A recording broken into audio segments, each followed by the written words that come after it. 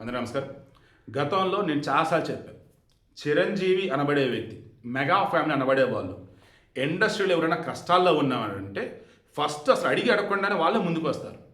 Problem ఏంటని కనుక్కొని వాళ్ళకి ఇవ్వాల్సిన విధంగా చేయాల్సిన విధంగా సాయం చేస్తారు.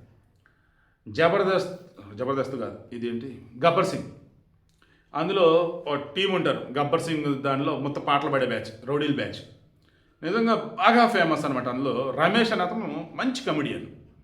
అదే సర్దార్ గబ్బర్ సింగ్, రాత్తారెడ్డి దారి చాలా వరకు కూడా నటించాడు. మంచి కామెడీ టైమింగ్ ఉంది. ఫిష్ వెంకట్ వీళ్ళంతా, ఫిష్ వెంకట్ వేరు వీళ్ళు వేరు, బట్ బాగా ఫేమస్ అయ్యాడు రమేష్. పాపం అతనికి బ్రెయిన్ స్ట్రోక్ ఏదో వచ్చి పాపం అన్న ఇబ్బంది పడినాడు. ప్రజెంట్ అపోలో ఆసుపత్రిలో ఉన్నారట. డబ్బుల్లో వాళ్ళ వైఫ్ దగ్గర పేదవాళ్ళు.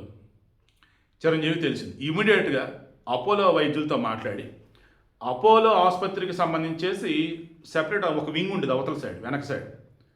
అక్కడ ప్రభుత్వం సైడ్ నుంచి ఆరోగ్యశ్రీ అవన్నీ అప్లై అవుతాయి అన్నమాట.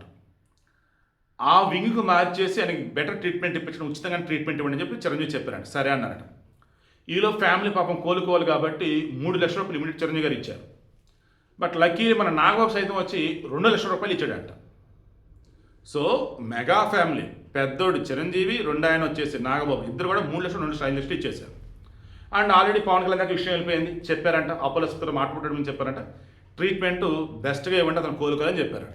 ఇవాడికి మెయిన్ ఇంటెన్షన్ ఒకే ఒకటండి, జగన్ను మెప్పించాలని. అది అబద్ధాన్ని తెలిసి కూడా పెళ్ళికి బిచ్చం బెటరు అని ఆ రోజు రోజా అన్నది చూసారా? నాకు ఇప్పుడే తట్టుకోలేకపోతున్నా. ఎలా అనగలిగింది అసలు ఆమె? ఆ రోజు మనస్సాక్షి ఉంది కదా, మనిషే కదా ఆమె, ఎలా అనగలిగింది? ఈ మెగా ఫ్యామిలీనా ఎవరికో రూపాయి ఎవరని ఆమె అన్నది?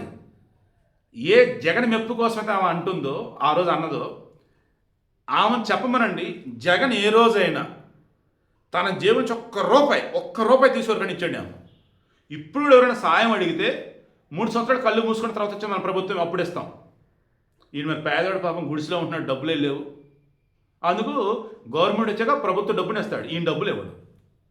అది విషయం. మరలా చెప్తున్నా, రాజకీయాలు ఏవైనా కావచ్చు కాక, మానవత్వం అన్న దానిలో మాత్రం మెగా ఫ్యామిలీ, నందమూరి ఫ్యామిలీ తర్వాత ఎవరైనా, బాలకృష్ణ కూడా బంగారం ఈ విషయంలో మాత్రం, చిరంజీవి కూడా అంతే. వీళ్ళిద్దరండి ఎదుటోళ్ళకి సాయం చేసే విషయంలో ఎవరైనా ఆపదలో ఉన్నారంటే అది వీళ్ళకి గనక తెలిస్తే ఎంతో కొంత సాయం చేస్తారు. ఆ సాయం చేస్తే కూడా చాలామందికి తెలియదు. సోషల్ మీడియా ఉంటే వాళ్ళు ఈ మాత్రమే తెలుస్తూ ఉన్నాయి.